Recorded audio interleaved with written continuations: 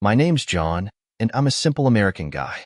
I met Sarah, a smart and confident woman, at the university where I teach. She was part of the hiring committee for a new professor, and I was immediately drawn to her.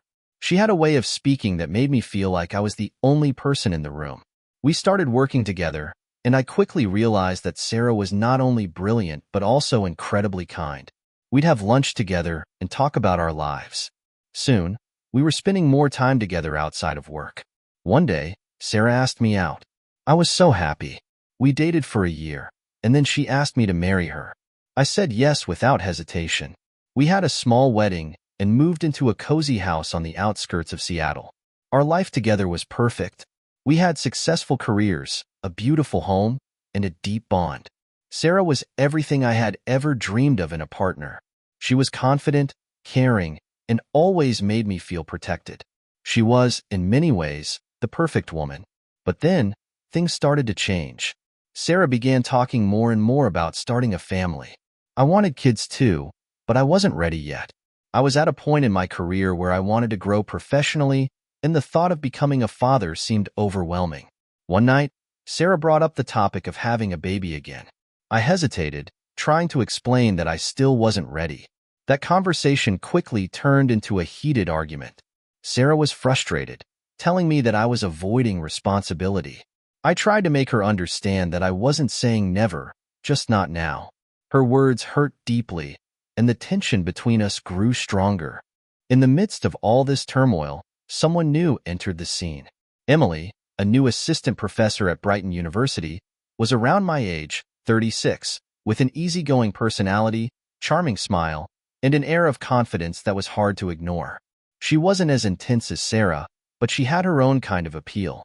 Someone you could talk to for hours without feeling the weight of any pressure. Emily and I crossed paths a few times at work, and we had casual, friendly conversations. It wasn't anything serious at first, but then one fateful afternoon, everything changed. Sarah was out of town at a conference, and I decided to work from a quaint coffee shop near the university. While I was there, Emily walked in. We made eye contact, exchanged pleasantries, and ended up sitting together for a while. We chatted about work, life, and our personal experiences. It was easy, lighthearted, and before I knew it, several hours had passed. That day, I made a small decision that set the wheels in motion for everything to unravel. I gave Emily my number.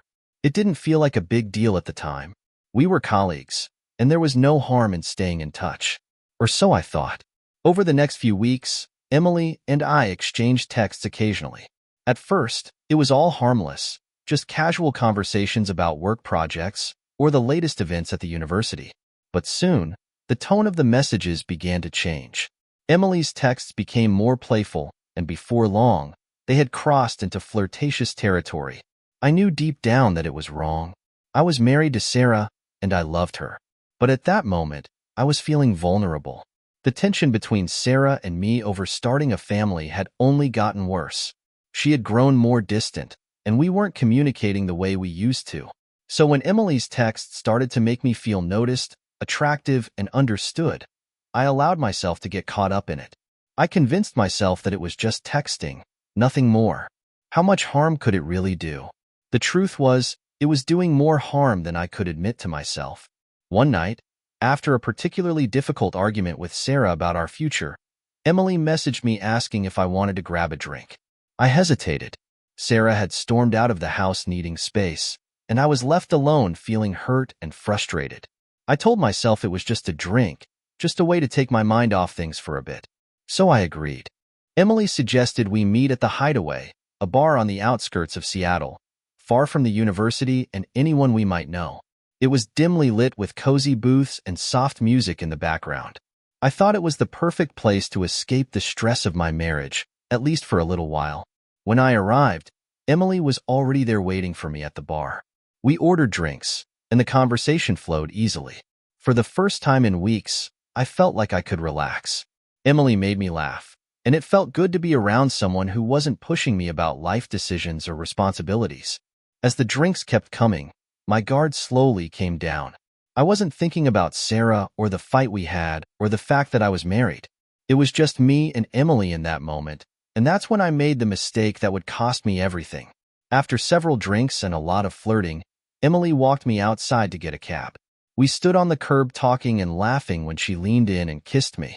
In that moment, I knew I could have pulled away. I could have stopped right there and gone home, but I didn't. I kissed her back. It was brief and nothing more happened that night, but it was enough. Enough to make me realize that I had crossed a line I could never uncross. The next morning, I woke up with a pounding headache, not just from the alcohol but from the overwhelming guilt. I replayed the events of the previous night over and over in my head, wishing I could take it all back. I hadn't slept with Emily, but I had betrayed Sarah's trust. I had crossed a line I never should have crossed. When I got home, Sarah was already there, calmer than the night before. She apologized for the argument and told me she understood that I wasn't ready for a baby yet. She promised we could take things at my pace and that she wasn't going to push me anymore. She spoke about our future together, about building a life, and suddenly the weight of my actions hit me like a ton of bricks. While my wife was thinking about our future, I had been out with another woman, doing something I regretted deeply. I wanted to confess everything to Sarah right then and there, but I was terrified. I was afraid of what she would think of me, of how it would destroy the trust we had built. So I kept quiet. I told myself it was just one mistake and it didn't have to mean anything. But deep down, I knew that it did. Over the next few days, I tried to act normal around Sarah, but every time she touched me, every time she kissed me, I felt like a fraud. The guilt was eating me alive, but I couldn't bring myself to tell her the truth. I was too scared of losing her, too scared of the consequences of my actions. But secrets have a way of coming out, and I didn't realize how close I was to everything unraveling. For the next few weeks, life felt like a delicate balancing act. I tried to focus on my marriage and do everything I could to push the night with Emily out of my mind, but the guilt lingered. Every time I was with Sarah, I felt like I was living a lie. Still, I convinced myself that I could move past it, that it had just been a momentary lapse in judgment. But that wasn't the end of it. Emily continued to text me. At first, I tried to keep things neutral, but it didn't take long for the messages to turn flirtatious again. I knew I should have cut it off completely, but there was a part of me that enjoyed the attention. It was an escape from the growing tension in my marriage. Then one day, something happened that shook me to my core. Emily and I were at a faculty seminar hosted by Brighton University. Sarah was the keynote speaker for the event, and I was there to support her. Everything seemed fine, but then I spotted Emily in the crowd. The moment our eyes met, my heart sank. She gave me a knowing smile, a reminder of our shared secret. I spent the rest of the event trying to avoid her, terrified that someone might notice the tension between us. I could feel my world crumbling around me, but there was nothing I could do. Fortunately, Emily didn't say anything that day, and I managed to keep my composure. But the fear of exposure gnawed at me. A few days later, I woke up to an empty house. Sarah had left early for a meeting, and I was running late myself. In my rush, I accidentally left my phone at home. I debated whether to turn back to get it, but decided it wasn't worth being even later to work. Little did I know that decision would seal my fate. When I returned home later that day, I was met with the sight that every person dreads. Sarah sitting at the kitchen table, my phone in her hand, her expression unreadable. My heart stopped. She had seen something. I didn't know what yet, but I could sense the betrayal in her eyes. "What is this, John?" she asked, her voice cold and low as she held up the phone. I couldn't speak. I felt frozen in place as I realized she had gone through my messages with Emily. Every flirty text, every exchange that I had brushed off as harmless, now laid bare in front of her. Sarah knew everything. "Why did you do it?" she asked, barely above a whisper, her eyes locked on mine. There was no anger in her voice, only deep, painful disappointment. There was nothing I could say. The weight of my actions, the guilt I had tried so hard to bury, came crashing down on me in that moment. All I could do was stand there, silent, as Sarah waited for an explanation that I couldn't give. She stood up, still holding my phone, and handed it back to me. "I thought I knew you," she said, her voice hollow. "I never thought you would do something like this." The look of hurt and betrayal in her eyes was more painful than I had ever imagined. She didn't yell, didn't rage. She simply walked out of the house, leaving me standing alone in the wake of my own destruction. I collapsed onto the couch, the reality of what I had done sinking in. I had lost her trust, the one person I had vowed to be honest with, the person who had always stood by me. Now she saw me as a liar, as someone unworthy of her love. I felt like I had destroyed everything that mattered. For days, Sarah barely spoke to me. When she did, it was cold and distant. She would stay out late, avoiding me, and when she did come home, she kept her distance. Every attempt I made to talk to her, to apologize, was met with silence. It was as if I didn't exist. I had hoped that with time, we could move past it. I told myself that it was just a mistake, that I hadn't physically cheated on her, and that we could rebuild our relationship. But deep down, I knew that the damage was done. Trust, once broken, is nearly impossible to repair. Weeks went by, and the atmosphere in our home became unbearable. Sarah and I lived together, but we barely spoke. It was like living with a stranger. Every night, I lay awake, my mind racing with thoughts of how I had let everything fall apart. I missed the warmth, the love, the connection we once had, but I had no idea how to fix it. One night, desperate to salvage what was left of our marriage, I tried to hold Sarah while she slept. But as soon as my hand touched her shoulder, she shrugged me off. It felt like a physical rejection, one that cut deeper than any words ever could. I could feel her anger radiating from her, even in silence. I thought that maybe with time, she might forgive me, that if I put in enough effort, if I showed her how much I regretted what I had done, we could heal. But I was wrong. Sarah had already made up her mind, even if she hadn't told me yet. Then one day, out of the blue, Sarah asked to talk. Hope surged inside me as I sat down, thinking that maybe she was ready to work things out. I had imagined this conversation so many times, rehearsing my apologies, explaining how deeply I regretted everything. But the words never came. Instead, Sarah looked at me, her expression colder than ever before. "I need space," she said. "I can't think clearly with you here." It felt like the ground had been pulled out from under me. She didn't want to work things out. She wanted me to leave. "I think we need some time apart," Sarah continued. "I need to figure out what I want, and I can't do that while you're here." I wanted to fight her on this. I wanted to beg her to let me stay, to give us a chance to fix things. But something in her eyes told me that it was pointless. Sarah had already checked out of our marriage. I packed a few bags and moved into a small apartment downtown. It wasn't far from our house, but it felt like a different world. The place was tiny, with just the basics, and it felt so lonely. I hadn't taken all of my things with me. Part of me still believed that I would come back, that we would work things out, and I'd be able to return to the life we had built together. But as the days passed, that hope began to fade. Sarah's silence was deafening. She barely responded to my texts, and when she did, it was brief and cold. She didn't answer my calls, and every time I tried to reach out, I was met with a wall of indifference.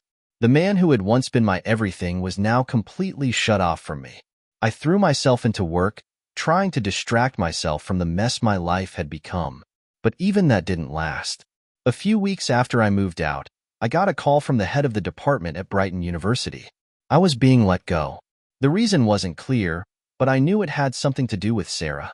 She had always been well respected at the university, and I had no doubt that her influence had led to my sudden dismissal. She didn't want me around anymore, not in our home, not at her workplace, not in her life. I tried to plead with the department head, but it was no use. My career, like my marriage, was over. I was left with nothing. No job, no home, and no future with Sarah. As if that wasn't enough, a few days later, I received a message from Emily. She had heard about what had happened and wanted to meet. At first, I was hesitant. I blamed Emily for much of what had gone wrong, even though I knew it wasn't entirely her fault. But I was desperate and alone, and I didn't have many people left to turn to. I agreed to meet her at Cafe Haven, the same place where we had once had that fateful conversation. Emily was as charming as ever, but there was something different about the way I saw her now. She wasn't the light-hearted distraction I had once thought she was. She was a reminder of my biggest mistake, and I couldn't shake the guilt that came with being around her. "I'm really sorry about everything, John," Emily said, leaning forward in her seat. I didn't mean for things to get so complicated. I forced a smile. Neither did I. Emily offered to help me find a new job, using her connections in academia to get me back on my feet. Part of me wanted to say no, to completely cut ties with her and move on. But I had no other options. My savings were running out, and I needed a fresh start. Reluctantly, I accepted her offer. Months turned into years, and I slowly settled into my new routine in the small town. The work wasn't as fulfilling as what I had before, but it kept me busy, which was all I could ask for. I stayed in touch with Emily, though our interactions were strictly professional now. I had distanced myself emotionally from her, realizing that being around her only intensified the guilt I felt. I still thought about Sarah every day, wondering if there was any chance of reconciliation. I sent her messages, emails, anything I could think of to get through to her, but she never responded. She had blocked my number, and even on social media, there was no trace of her. One day, I got a job rejection from a university I had applied to. It wasn't surprising given how my reputation had been tainted, but this one hit harder than usual. That night, I found myself at my lowest. I couldn't stop thinking about how my life had spiraled so far out of control, all because of one mistake. I hadn't just lost Sarah. I had lost myself. I needed closure, anything that could help me move on. So I made a rash decision. I went to Sarah's house. When I arrived, I hesitated at the front door, unsure if I was making a huge mistake. But before I could turn back, the door opened. To my surprise, it wasn't Sarah who stood in the doorway. It was Emily, the woman Sarah had started seeing after our separation. She was pregnant, and the sight of her was a punch to the stomach. I handed her the documents and left without saying much. That night, I had a breakdown. The dreams, the memories, the regrets, they all came flooding back. I started going to therapy more regularly, hoping that it might help me heal. My therapist encouraged me to be kind to myself, to forgive myself for the mistakes I had made. But forgiveness felt impossible. How could I forgive myself when I had destroyed my marriage and lost everything I once held dear? I tried to focus on the present, to live one day at a time. I started volunteering in my community, trying to make a difference. I reconnected with old friends and family. It was slow, but I was starting to build a new support system. Slowly, I realized that moving on was not a straight path. Some days I felt like I was finally healing, and other days it felt like I was back at square one, drowning in regret. I knew that I'll never be able to undo what I did. I'll never get Sarah back, and I'll always carry the weight of my mistake with me. But I'm trying to rebuild my life, to accept that the past is behind me, and to figure out who I am without Sarah. It's hard, and some days feel impossible, but I know that I can't stay stuck in the past forever. I've started volunteering in my community and trying to make a difference. I've also reconnected with old friends and family. It's been slow, but I'm starting to build a new support system. I still think about Sarah often, but the pain is starting to lessen. I've learned that forgiveness, even self-forgiveness, is a process. It takes time, and it's not always easy. But I'm hopeful that one day, I'll be able to find peace. I've started taking up new hobbies, like painting and hiking. It's helped me to focus on the present and appreciate the beauty in the world around me. I've also started to travel more, exploring new places and meeting new people. It's been a way for me to step outside of my comfort zone and challenge myself. One day, I ran into Sarah at a coffee shop. We didn't speak, but I saw her with a new man. It was painful, but it was also a reminder that life goes on. She was moving forward, and so was I. I've also started dating again, slowly and cautiously. It's been a challenge, but it's also been a way for me to reconnect with myself and learn what I want in a relationship. I'm not looking for anything serious right now, but I'm open to the possibility. I know that I'll never be able to forget what happened, but I'm learning to live with it. I'm learning to forgive myself, and I'm learning to hope for a better future. It's a long road, but I'm taking it one step at a time. This is the end of the story, friends. Share your opinion and thoughts in the comments. Thanks for watching. Subscribe to Cheating Stories channel if you like this story. It will help us a lot in our development. We release new stories daily.